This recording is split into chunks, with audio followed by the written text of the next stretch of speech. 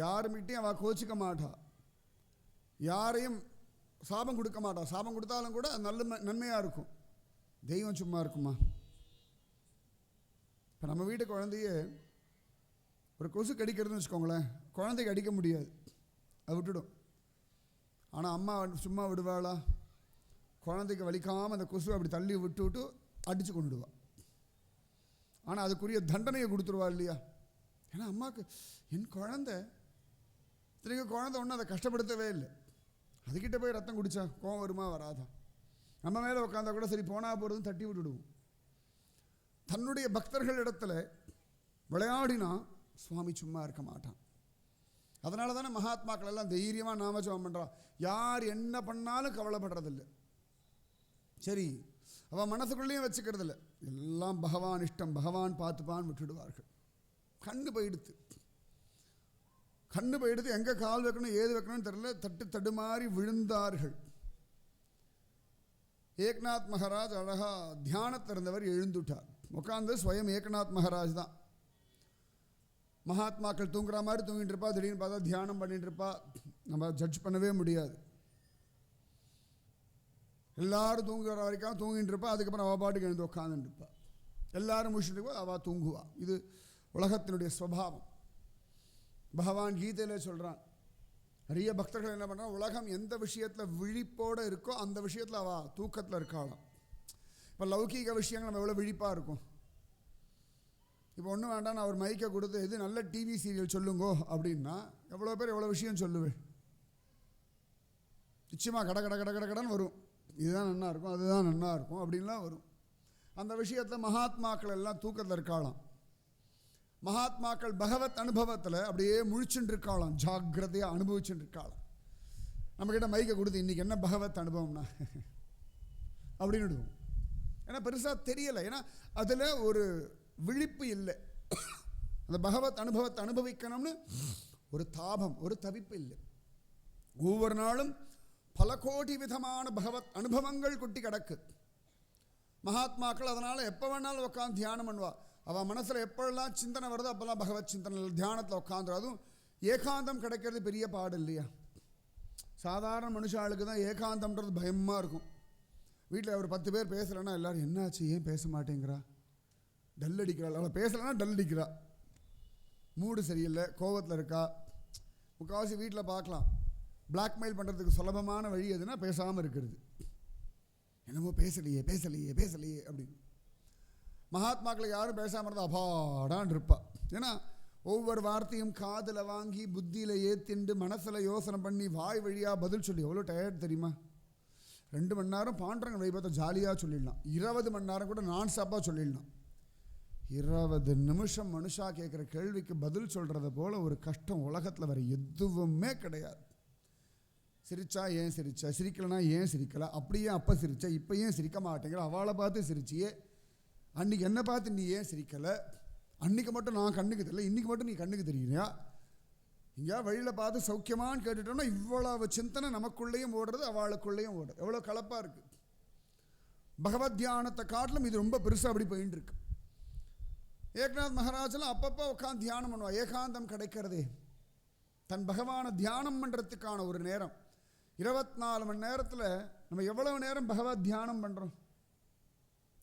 தியானம் பண்ணுறதுனா உடனே அதுக்காக நேரத்தை ஒதுக்கணும்னு இல்லை. ராத்திரி கூட உட்காந்து 5 நிமிஷம் கூட தியானம் பண்ணலாம். அப்படி பகவானை நினைக்கணும். அது ஒரு சுகம்.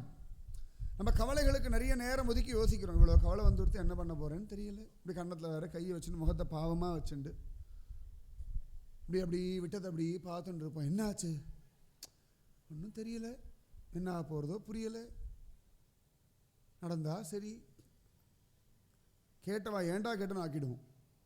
என்ன ஆச்சுன்னு கேட்டுட்டோம்னா போச்சு. இதெல்லாம் உட்காந்து யோசனை பண்ணிட்டு இருக்கோம். அதை விட்டுட்டு பகவானை விட்டவ அழகா பாதாதி கேசம் கேசாதி பாதம் நினைக்க வேண்டாமா? மகாத்மாக்கள்லாம் உட்காந்து தியானம், அதுக்கு தான் தியான பலம். எல்லாருக்கும் முடியும். தியானத்துக்கு ஒன்றும் பெருசாலாம் உங்களுக்கு ஒன்றும் தெரியவே வேண்டாம். கண்ணை மூடிண்டு பகவானுடைய உருவத்தை பாதத்திலேருந்து தலை வரைக்கும் நினைக்கணும், தலையிலேருந்து பாதம் வரைக்கும் நினைக்கணும். இவ்வளோதான். நீங்கள் வேங்க உங்கள் கஷ்டத்தெல்லாம் மறந்துடலாம், உங்கள் கவலைகள் எல்லாம் மறந்துடலாம், வியாதியெல்லாம் மறந்துடலாம். வெறும் அந்த உருவத்தை தியானம் பண்ணதவங்க கூட விட்டோபா இருக்கான் பாருங்க. இந்த ஃபோட்டோவில் விட்டோபா தானே இருக்கான். அந்த ரூபத்தை அப்படியே நீங்கள் தியானம் பண்ணிட்டு இருந்தாலும் எப்படி வந்ததோ அப்படியே போயிடும். அது பகவானுடைய தியானத்தை மீறி எதுவும் நம்மளை கஷ்டப்படுத்த முடியாது.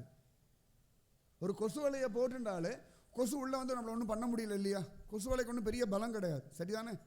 சாதாரணமாக தானே இருக்குது. ஆனால் ஒரு கொசு வலையை போட்டு நம்ம உள்ளே உட்காந்துட்டோம்னா வெளியிலாம் 10,000 20,000 கொசு இருந்தால் கூட நம்மளை பாதிக்காது. ஏன்னா ஒரு சின்ன ஒரு கொசு வலை, ஒரு மெலீசு துணி தானே அது. மெலீசு துணி சின்ன சின்ன ஓட்டையாக இருக்குது, அதுக்குள்ளே கொசு நுழைய முடியாதபடி ஒரு தடுப்பு இருக்குது. கொசுவோடு அது சின்னதாக இருக்குது. இப்போ ஒரு கொசு வலை காப்பாற்றோம்னா பாண்டரங்கன் காப்பாற்ற மாட்டானா? என்னத்துக்கு உட்காந்து யோசிக்கணும்? ஏன் மனசை போட்டு கஷ்டப்படுத்திக்கணும்? இப்படி கஷ்டம் வந்துடுத்தே, அவர்கள் கஷ்டப்படுத்திட்டாலே, இவர்கள் இப்படி நினச்சுட்டாலே, இவர்கள் இப்படி நடந்துட்டாலே, அதான் தெரியறதே. இவர்கள் இப்படித்தான் சில நேரங்களில் சில மனிதர்கள், இவ்வளோதான், விட்டுடுங்க. பகவத் தியானம் மனசில் போட்டு கஷ்டத்தை வச்சுண்டு நீங்கள் தானே கஷ்டப்படுறீர்கள், யாரோ இல்லையே, என்னத்துக்கு? இவர்களை கொண்டு மனசில் வச்சுண்டு அழகாக கண்ணை மூடின விட்டோபாவனுடைய பாதங்கள் அப்படியே மனசுக்குள்ளே வச்சுக்கோங்க. இது எப்படி நான் சொல்கிறேன் அப்படியே பார்த்துக்கோங்க. பகவானுடைய அழகான பாதங்கள், சக்கச்சவேல் செந்தாமரை குஞ்சிதமான பாதம் விட்டோபாவுக்கு, அழகான விரல்கள், ஆச்சரியமான ஜோரான புறங்கால்கள், சின்ன கணுக்கால்கள், அதில் தண்டை போட்டுருக்கான். முழங்கால் அழகாக இருக்கும் விட்டோபாவுக்கு. இந்த பீதாம்பரம் அது முக்கா வேஷ்டி மாதிரி இப்படி மேலே தூக்கி கட்டின்னு இருப்பான். இந்த கூலி வேலை செய்கிற வெள்ளம் தூக்கி அந்த மாதிரி முக்கா வேஷ்டியாக இருக்கும். அழகான முட்டி, அற்புதமான தொடை, சின்ன இடை.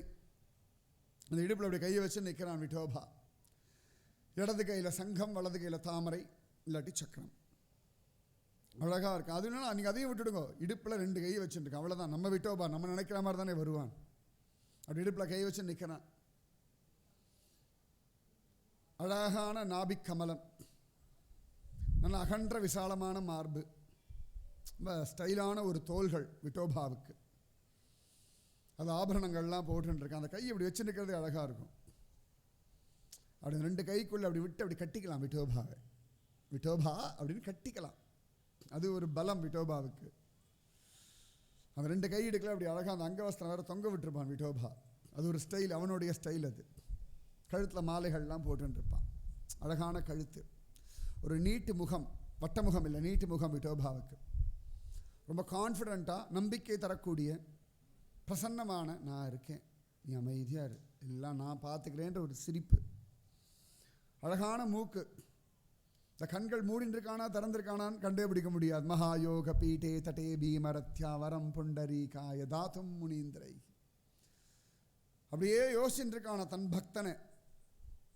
அழகான கண்கள், நல்ல வளைஞ்ச புருவம், ஜோரான நெற்றி, அதில் கஸ்தூரி திலகம். இந்த மல்லி முட்டை அப்படி தலைகீழ வச்சா அப்படி இருக்கும், அந்த மாதிரி கீழே மெலீஸாக இருக்கும், மேலே போக போக அப்படி வட்டம் பெருசாக போகும். காதுகளில் மக்கர குண்டலம், தலையில் கிரீடம். அப்படியே நினச்சிக்கணும். ஏதான கஷ்டம், கவலை, பயம், குழப்பம், பாபம், எதாவது பயமுறுத்ததா உடனே கடகட கடகடன் விட்டோபாவை நினைக்க ஆரம்பிச்சிருங்க. இதானே சுகம். இதை விட்டுட்டு மனுஷாலை நினச்சி பாருங்க, உங்களுக்கு வேண்டாத வேலை, கடகடன் பிபி எகுரும், துக்கம் ஜாஸ்தி ஆகும். விட்டோபாவை நினைக்கணும். மனசுக்குள்ளே அப்படியே ஏதான ஒரு பெரிய வேலை எப்படி நடக்க போகிறதுன்னு மலப்பு வரதா, ஒரு நிமிஷம் உட்காந்துட்டு இந்த விட்டோபா ரூபத்தை நினச்சி பாருங்க. காதால் சீக்கிரம் எழுந்துக்கணுமே, எவ்வளோ வேலை இருக்கே, உடனே டக்குன்னு விட்டோபாவை அப்படி நினச்சிக்கோங்க, மனசு லேசாகிடும். விட்டோபா கூட இருக்கான், எந்த வேலையாக இருந்தாலும் நான் பண்ணுவேன், என் கூட விட்டோபா இருந்து எனக்கு வழி காட்டுவான். வழியே தெரியல, சில சந்தர்ப்பங்களில் அடுத்து என்ன பண்ண போகிறோன்னே தெரியாது, கண்ணை கட்டி காட்டில் விட்டா மாதிரி இருக்கும்.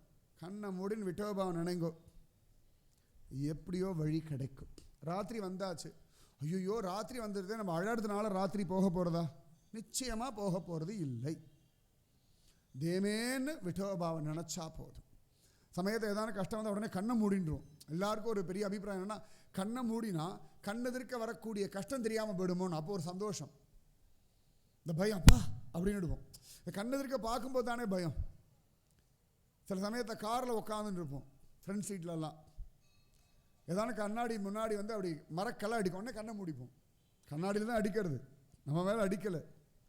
ஆனால் அந்த கண்ணுக்கு சுபாவம் டக்குன்னு இப்படி கண்ணை மூடின்றோம், பயம்.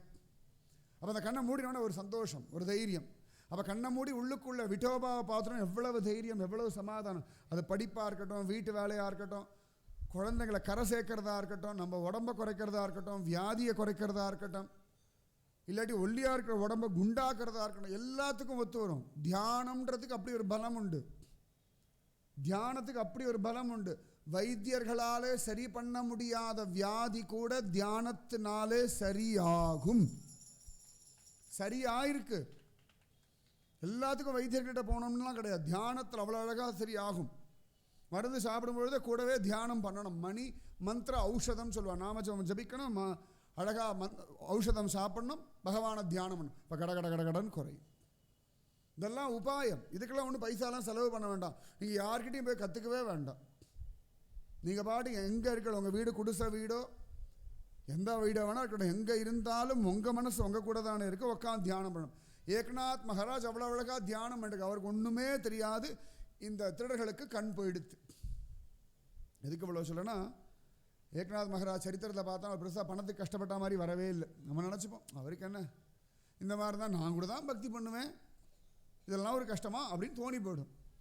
அவர் தியானம் பண்ணுறதுனாலேயே அவருக்கு இந்த கஷ்டங்கள் எதுவுமே தெரியாமல் நடக்கிறது. நம்ம பல சந்தர்ப்பங்களில் புரிஞ்சுக்க மாட்டேங்கிறோம். அவர்களுக்கு என்ன ஒரு குறை இல்லை, ஜாலியாக இருக்கா. தியானத்தினால பக்தியினால உலகத்தையே வசப்படுத்துறான்னா தெய்வம் வசப்படுறது இல்லையா? அப்போ இனிலேயும் தியானம் பண்ணுங்க. விட்டோபா ரூபம், அப்படி உடுப்பி கிருஷ்ணனா உடுப்பி கிருஷ்ணன், ஸ்ரீரங்கம் ரங்கநாதன்னா அந்த ஒரு மூர்த்திக்கிட்ட அப்படியே மனசு அவ்வளோதான் ஜோராக இருக்கும். பூந்தானமெல்லாம் குழந்தைய இழந்துட்டு ஓடி போய் நிற்கிறார் குருவாயூரில். ஓ நடரா, கிருஷ்ணா நீ கொடுத்த குழந்தை போயிடுதேடா அப்படின்னு கத்துறார். குருவாயூர்ப்பன் சிரிக்கிறான், நான் உன் குழந்தை இல்லையா, உன்னி கிருஷ்ணான்னு நீ என்னை கூப்பிடியா, நான் உன் குட்டன் இல்லையான்னுட்டா.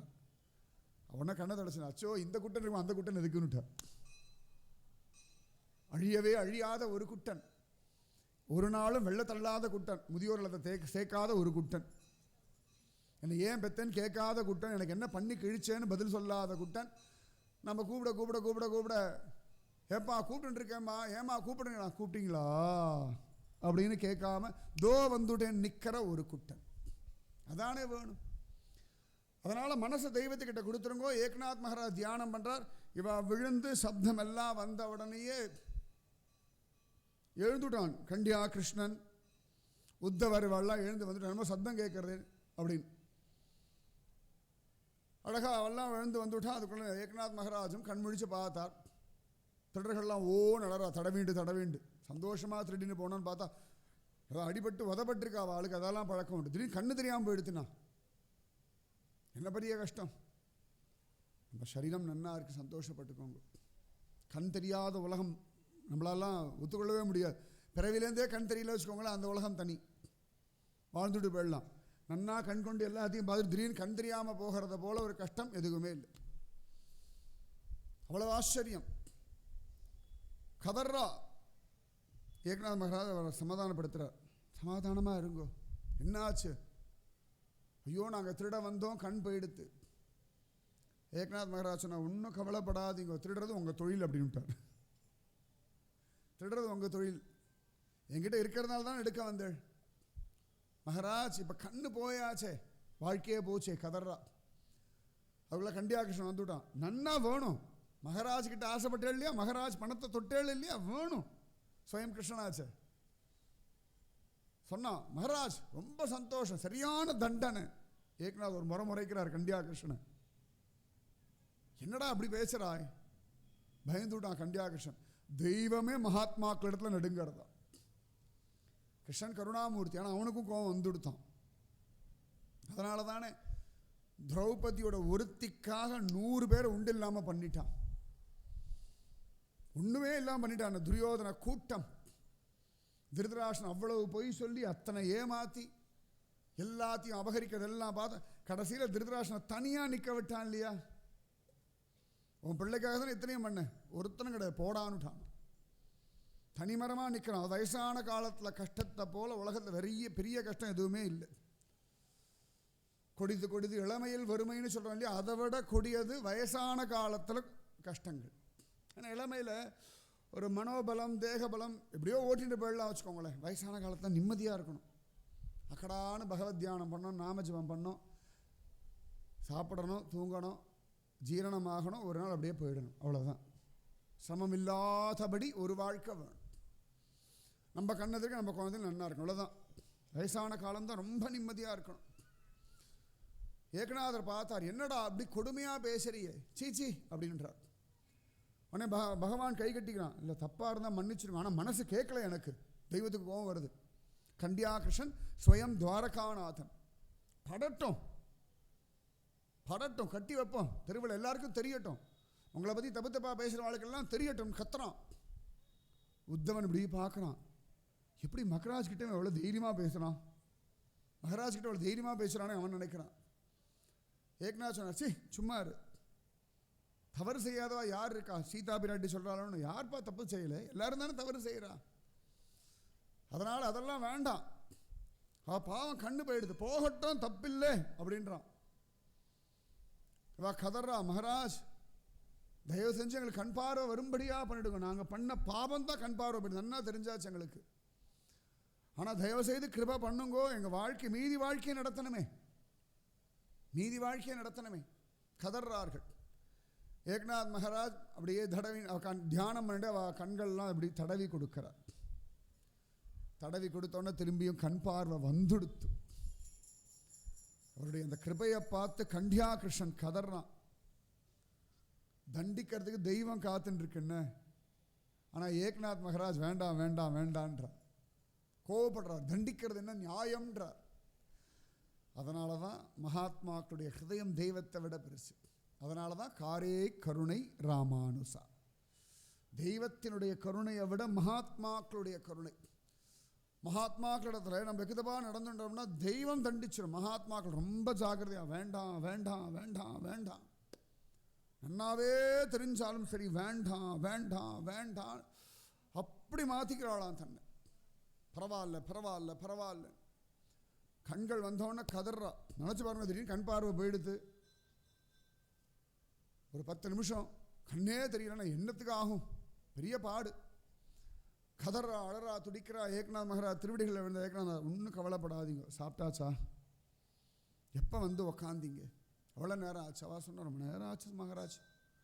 சாப்பிட்டாளா, இல்லை இல்லை தூங்கிடுவோம், அதனால் சாப்பிட மாட்டோம். சிரிக்கிறார் மகாராஜ். எல்லாரும் ஓடி ஓடி உழைக்கிறது எல்லாம் அதுக்குன்னா ஒரு வேளை அழகாக நிம்மதியாக சாப்பிட்றதுக்கு தான் 3 வேளை. அப்போ மத்தியானத்துலேருந்து பிளான் பண்ணி ஒன்றும் சாப்பிட, முதல்ல உட்காந்து சாப்பிடு. உடனே மனைவியை எழுப்பி சமையல் பண்ணுன்னு சொல்லி கண்டியாகிருஷ்ணன் அழுதுண்டே இருக்கான். திருடனுக்கு சாப்பாடு போட்ட ஒரே ஒருத்தர் நீங்கள் மட்டும்தான் உலகத்தில். கண் பார்வை போனவனுக்கு. நமக்கெல்லாம் யாராவது அப்படி கஷ்டம் கொடுத்துட்டா வச்சுக்கோங்களேன், அவளுக்கு ஒரு கஷ்டம் வந்ததுன்னா உடனே சொல்லுவோம், எனக்கு கஷ்டம் கொடுத்தா இல்லையா, தெய்வம் சும்மா விடுமா, தெய்வம் பார்த்துட்டு இருக்குல்ல, நமக்கு ஒரு சந்தோஷம். நம்ம பெரியவர்கள்னு ஒரு நிரூபணம் ஆகிடுது இல்லையா. யார் பெரியவர்கள்? எல்லாரும் பூமி பந்திரம் ஒட்டின்னு இருக்கோம், கர்ம வினையினால் ஓடின்னு இருக்கோம். தெய்வத்தை தவிர மகாத்மாக்களை தவிர யாரும் பெரியவர்கள் இல்லை. நம்மளை கஷ்டப்படுத்தினவர்களுக்கு ஒரு கஷ்டம் வந்தால் சந்தோஷப்படுறோம்னா அது ஒரு நல்ல புத்தி இல்லை, அது ஒரு அழகான மனசு இல்லை. மைத்ரஹ கருணையே வச்ச பகவான் கீதையில் சொல்கிறான், அத்வேஷ்டா சர்வபூதானாம் மைத்ரஹ கருணையே வச்ச. நமக்கு யாருமே கஷ்டம் கொடுக்கலான்னா நம்ம ரொம்ப கருணையோடு இருக்கோம்னா அது கருணை இல்லையா. நம்ம கஷ்டமே கொடுத்தாலும் அவர்களிடத்தில் நாம் அன்போடு நடந்தோம்னா அதுதான் கருணை, அதுதானே கருணை.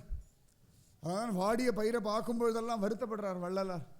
ஐயோ வாடுறது அதுக்கும் பசிக்குமே. கூறத்தாழ்வான் வாழை இலையை வெட்டினா அதுலேயே அந்த பிசுன் ஒழுகும் இல்லையா, அதை பார்த்து மயங்கி விடுறார். ஐயோ வாழைக்கு வலிக்குமேன்னு நினைக்கிறார். பெரிய மகாத்மாக்கள் வாழலாம். அழகாக சமையல் பண்ணி திருடர்களுக்கெல்லாம் சாப்பாடு சொல்கிறான், இதெல்லாம் வேண்டாம் மகாராஜ், எங்களுக்கு திரும்பி கண் பார்வை கொடுத்ததே போதும், இவ்வளவுலாம் தாங்காது, எங்கள் ஹிருதயம் தாங்காது. நாங்கள்லாம் எல்லாருக்கிட்டையும் கடுமையாக நடந்துக்கிறவர்கள், எங்கள் சுயநலம் ஒன்று தான் முக்கியம், அதனால தான் திருடுறா.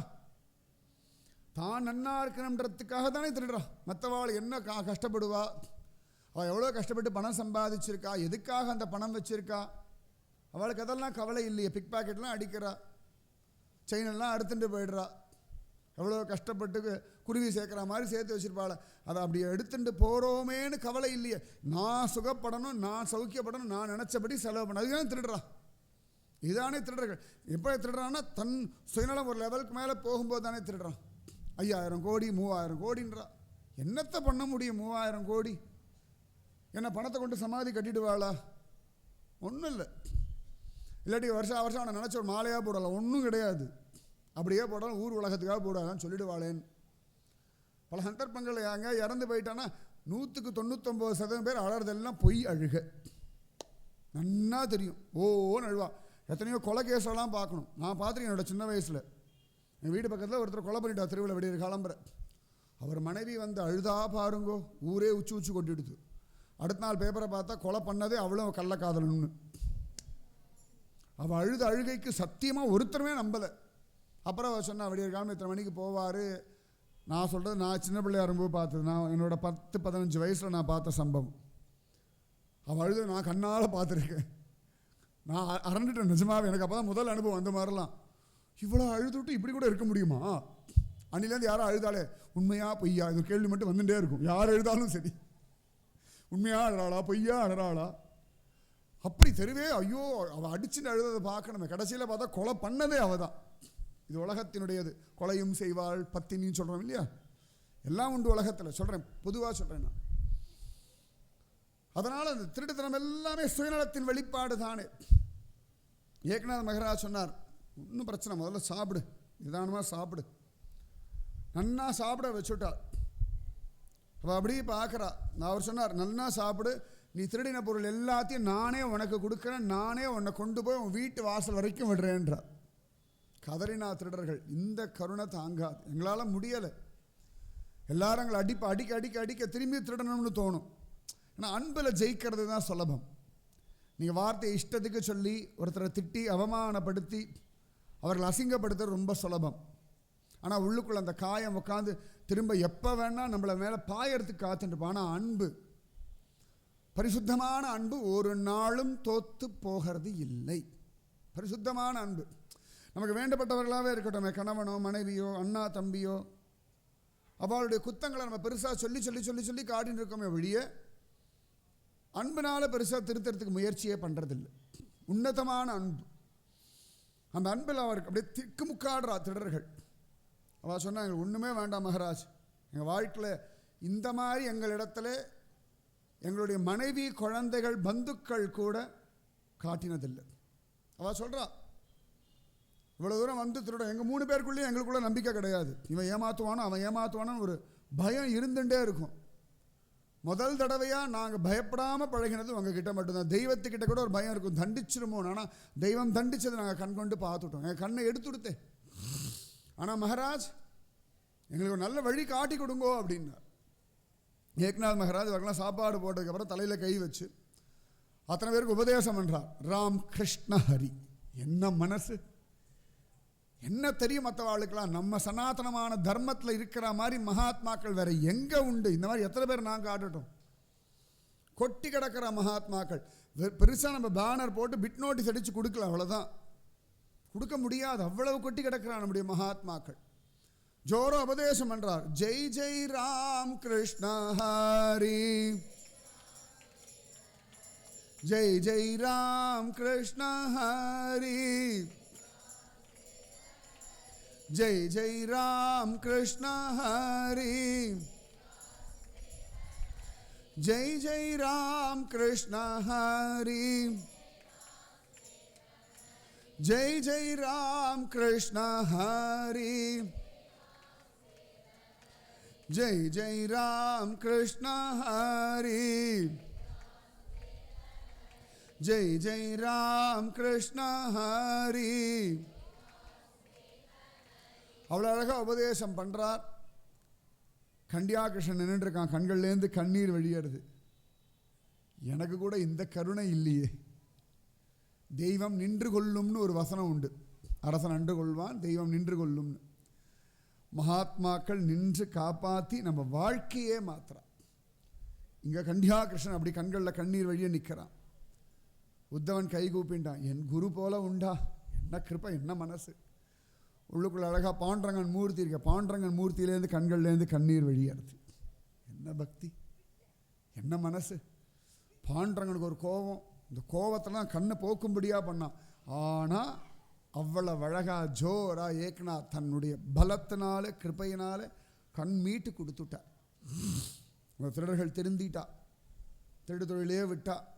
ஏக்நாத் மகாராஜ் சொன்னார், தைரியமாக இங்கே இருங்கோ, பண்ண பாவங்களுக்கெல்லாம் பிராயச்சித்தம் நிறைய நாமஜபம் பண்ணுங்கன்னு சொல்லி 2-3 மாதம் தன் வீட்டில் வாழ வச்சுண்டு, உலகத்தை யாராவது திருடனை வீட்டில் வச்சுப்பாளா, பத்திரமா வச்சுண்டு அவர்கள் எல்லாம் உபதேசம் பண்ணி கொஞ்சம் கொஞ்சமாக திருந்தி அவள் எங்கெல்லாம் திருடினாலோ அவகிட்டலாம் மன்னிப்பு கேட்டு என்னெல்லாம் இருக்கும் திரும்பி கொடுத்து உலகத்தில் காண கிடைக்காத ஒரு அதிசயம் இத்தனையும் நடத்தி காட்டினார் ஏக்நாத் மகாராஜ். கண்டியாகிருஷ்ணன் ரொம்ப குஷியாயிட்டான், ஆனந்தமாக இருக்கான். பாண்டரங்கன் குஷியாயிட்டான், ஜம்முன்னு இருக்கான். ஜோர், அது பக்தி. இந்த ஏக்நாத் மகாராஜினுடைய பக்தியினுடைய பலம் அது. ஏக்நாத் மகாராஜ் டெய்லி உபன்யாசம் போய் நிறைய பெருமையெல்லாம் வந்துடுத்து அவருக்கு. ஆனால் அவர் எதுவும் கண்டுக்கல, உலகம் கொண்டாடின்னு இருக்கு. அப்போ அவர் நித்தியம் பஜனை பூஜை பகவன் நாம சங்கீர்த்தம் அஜாமில சரித்திரம் எல்லாம் சொல்லுவார். ஏக்நாத் மகாராஜ் பாகவதம் ராமாயணம் எல்லாம் சாதாரண பாமர ஜனங்களுக்கு புரியும்படியாக மராட்டியில் எழுதியிருக்கார், ரொம்ப சிம்பிளாக. அப்போ அவருடைய அந்த உபன்யாசம் பஜனை எல்லாம் கேட்கறதுக்கு எல்லா ஜாதி ஜனங்களும் வருவார். அதில் மகார் ஜாதின்னு ஒன்று, ஹரிஜன வகுப்பை சேர்ந்தவர்கள். ஹரிஜன் ரொம்ப அழகான வார்த்தை வாழ்வது. திருக்குளத்தூர் அப்படின்னு 1000 வருஷத்துக்கு முன்னாடி ராமானுஜர் கொடுத்த பெயர். ஹரிஜன் இன்னைக்கு சொல்கிறவாளுக்கெல்லாம் ராமானுஜர் கொடுத்த பெயர் திருக்குளத்தூர். ஸ்ரீ பொருந்திய குளமா, பகவானை ஆசிரிக்கும்படியான ஒரு குளமா. ஆண்டாள் சொல்லாலே அறிவொன்றும் இல்லாத ஆய்குலத்து உந்தன்னை பிறவி பெருந்தனை புண்ணியம் யாமுடையும். நாங்கள் யாரும் தவம் பண்ணலடா, நீயா ஒரு ராத்திரி ஓடி வந்தா எங்கள் கோகுலத்துக்கு அப்படின்ற ஆண்டாள். அந்த மாதிரி அழகாக ஒரு உபன்யாசத்துக்கு நிறைய பேர் வரா. ஏற்கனவே சொல்லி இந்த வேசிலாம் வருவான்னு சொன்னேன் இல்லையா, அந்த மாதிரி மகார் ஜாதி. அதுலேருந்து ஒருத்தன் ரணியா அப்படின்னு அவன் பெயர், விவேக் அப்படி ஒரு பேர் இருக்கு அவனுக்கு. அவனும் அவன் மனைவியுமா வருவான், டெய்லி வருவான், ஓரத்தில் உட்காந்துப்பா, பஜனை எல்லாம் பாடுவான். ஒரு நாள் ஏக்நாத் மகாராஜ் பகவானுடைய விஸ்வரூப தரிசனத்தை வர்ணிக்கிறார் பகவத்கீதையில்.